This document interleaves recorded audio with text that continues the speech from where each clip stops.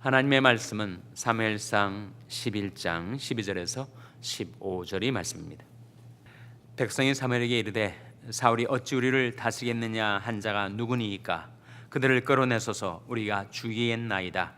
사울이 가로되 이날에는 사람을 죽이지 못하리니 여호와께서 오늘날 이스라엘 중에 구원을 베푸셨음이니라. 사무엘이 백성이 이르되 오라 우리가 길갈로 가서 나라를 새롭게 하자. 모든 백성이 길갈로 가서 거기서 여호와 앞에 사울로 왕을 삼고 거기서 여호와 앞에 화목제를 드리고 사울과 이스라엘 모든 사람이 거기서 크게 기뻐하니라. 아멘. 할렐루야. 저희 평강이 복을 기원하는 마음으로 샬롬 인사 나누시기 바랍니다. 샬롬. 샬롬. 오늘도 화요 새벽 기도에 잘 나오셨습니다. 화요 여성 성경 공부가 오전 10시에 친교실에서 있습니다. 하나님께서 암몬 족속의 손에서 이스라엘을 구원하여 주셨을 때 사울 왕을 통해서 구원하여 주셨을 때 백성 중에 일부가 이렇게 말을 하였습니다. 사울이 왕되는 것을 반대한 자들을 죽이자. 그때 사울이 뭐라고 거기에 대해서 반응을 하였는가, 대답을 하였는가 12절에 나오죠. 자, 12절 말씀 먼저 읽겠습니다. 시작. 백성이 사무엘에게 이르되 사울이 어찌 우리를 다스리겠느냐 한 자가 누구니이까 그들을 끌어내소서 우리가 죽이겠나이다. 그때 사울이 대답이 13절에 나옵니다. 같이 읽겠습니다. 시작. 사울이 가로되 이날에는 사람을 죽이지 못하리니 여호와께서 오늘날 이스라엘 중에 구원을 베푸셨음이니라.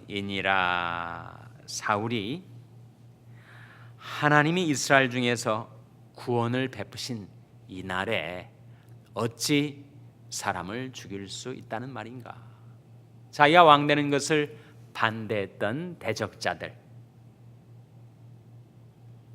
왕권의 입장에서 보면 반역자들, 그들을 죽이자라고 하는 백성들의 의견을 사울이 거부하였습니다. 정말 잘한 거죠. 하나님이 구원을 베풀어 주신 그날에 어찌 사람을 죽일 수가 있겠는가? 그것이 사울이 인격에서, 겸손한 인격에서 나오는 것인지 아니면 정략적인 결정이었는지 우리는 정확히 알지는 못합니다. 그러나 인격적인 것이라면 그건 지속될 수 있는 것이었고 정략적인 것이라면 지속되지 못할지라도 그것은 지혜로운 결정이라고 할 수가 있습니다. 사울이 이 초창기에는 정말 겸손한 사람이었으니까 겸손한 자에게는 무엇이 있다라고 성경 가르칩니까? 겸손한 자에게는 지혜가 있느니라. 지혜로운 결정이라고 할 수가 있겠죠. 하나님이 구원을 베풀어 주신 하나님의 축복, 하나님의 은혜가 임한 날에 누가 누구를 죽이는 일이 합당하겠는가라고 사울이 거절을 하였습니다. 그때 우리가 길갈로 와서 나라를 새롭게 하자라고 하는 그러한 조언과 격려이 그 어느 사람에게서 나옵니다. 그 사람이 누굽니까? 나라를 새롭게 하자라고 한 사람이 누구예요? 사울입니까? 사무엘입니까? 사무엘 아닙니까? 오늘 본 말씀 14절에 보면, 자 14절 말씀 같이 읽겠습니다. 시작. 사무엘이 백성에게 이르되 오라 우리가 길갈로 와서 나라를 새롭게 하자. 누가 한 말이에요? 사무엘이 한 말입니다. 이건 사울이 한 말이 아니고 사무엘이 한 말이에요. 그러니까 사울은 정말 놀라운 축복을 받았는데 그가 왕으로 재직하기 시작할 때 사무엘과 같은 경륜가, 영적인 지도자가 그에게 있었기 때문에 그가 이스라엘의 초대 왕으로 등극할 수가 있었던 거죠. 그래서 사무엘 정말 하나님께 계시를 받고 하나님의 지도를 받는 위대한 영적인 지도자를 사울이 모실 수가 있었기 때문에 사무엘과 사울이 이 초창기에는 동역을 하였기 때문에 정말 나라가 새롭게 서갈 수가 있었던 것입니다. 그래서 백성들이 사무엘과 사울과 함께 길갈로 가서 무엇을 했는가 15절에 나옵니다. 같이 읽겠습니다. 시작. 모든 백성이 길갈로 가서 거기서 여호와 앞에 사울로 왕을 삼고 거기서 여호와 앞에 화목제를 드리고 사울과 이스라엘 모든 사람이 거기서 크게 기뻐하니라.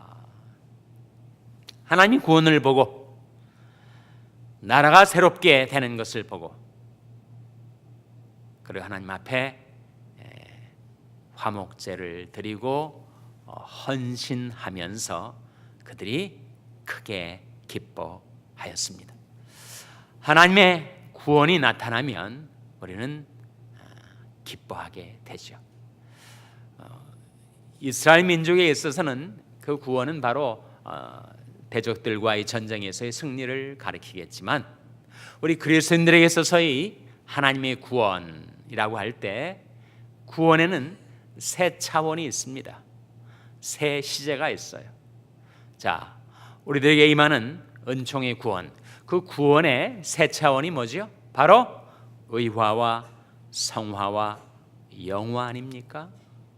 의화는 우리가 지금까지 살면서 지었던 우리의 죄악들, 또 내 깊은 존재 속에 있었던 원죄와 자범죄를 포함한 모든 죄악에 대한 용서를 받는 것이 의화 아닙니까? 내게 아무 공로가 없었지만 예수님이 십자가의 보혈의 공로로 내가 죄 용서함을 받고 죄 씻음을 받고 내 영혼이 하나님과 화목해 되는 의화로서의 구원, 그것이 구원의 첫 차원입니다.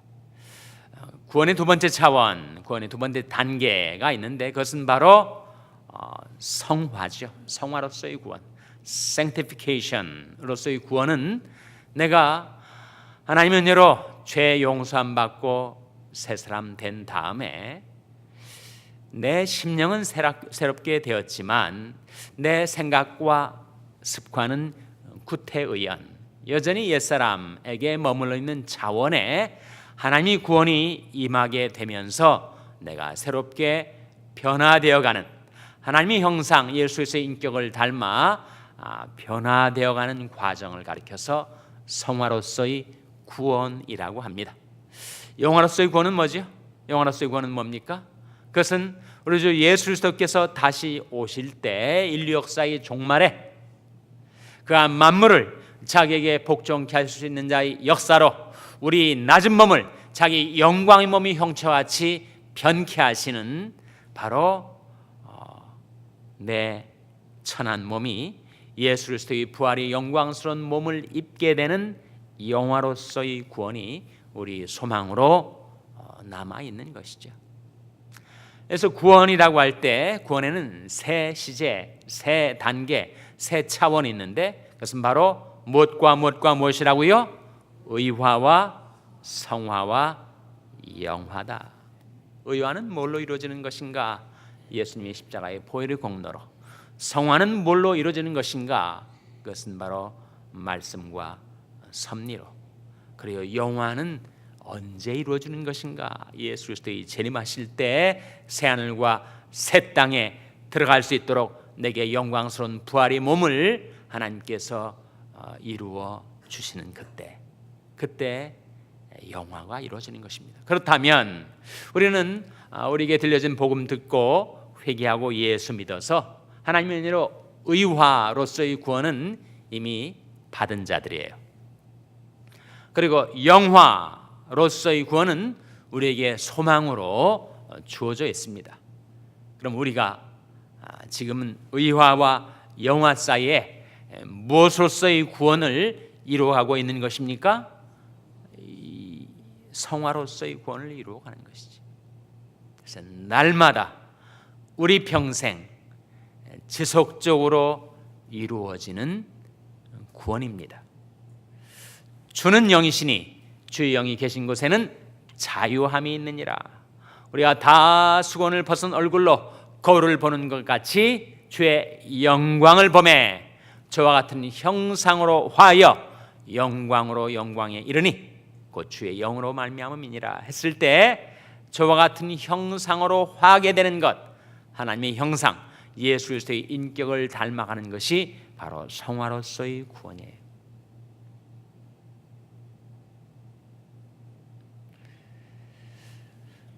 우리가 새롭게 되는 것, 우리가 성화되어 가는 것 속에 가장 중요한 두 부분, 두 영역이 있는데 그것은 우리의 생각과 습관입니다.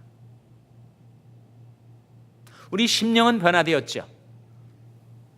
예수님의 보혈의 공로로 성령의 역사로 우리 심령은 새롭게 되었어요. 그러나 우리 생각은 옛날 가졌던 생각 아직도 많이 가지고 있습니다.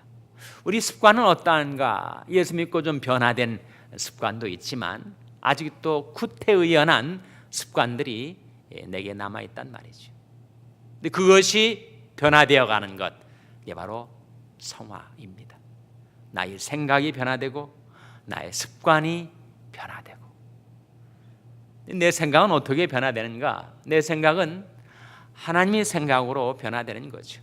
하나님의 생각이 어디에 들어있습니까? 하나님의 생각이 하나님의 말씀에 들어있죠.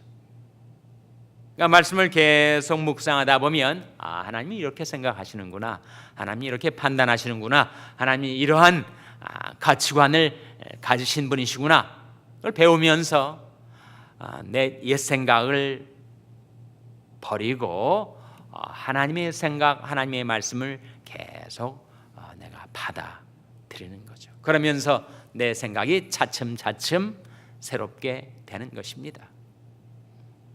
생각이 변화도 어렵지만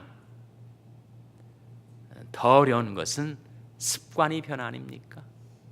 인격을 가리켜서 습관이 다발이라고 했는데 이 습관이 변화되는 것이 좀처럼 어려운 일이 정말 아닙니다. 어떻게 습관을 변화시킬 수가 있는가? 습관은 하나님의 섭리의 손길로 변화가 돼요. 우리 편에서 말하자면 인생의 경험을 통해서 변화됩니다. 이를테면 과식하고 과음하고 폭식하고 하는 습관이 있는 사람이 자기가 아무리 좀 안 하려고 해도 그 습관 때문에, 고질적인 습관 때문에 자꾸 그렇게 하게 되는데 자기가 인생에서 그 습관 때문에 고통을 겪으면서 이거 떨쳐버리지 않으면 내 이 약한 습관 때문에, 이 구습 때문에 내가 죽겠구나 싶어가지고 자기 인생의 경험을 통해서 처절하게 그가 반성하고 마음을 고쳐 먹게 된다는 거예요. 습관이 떨어지는 거죠.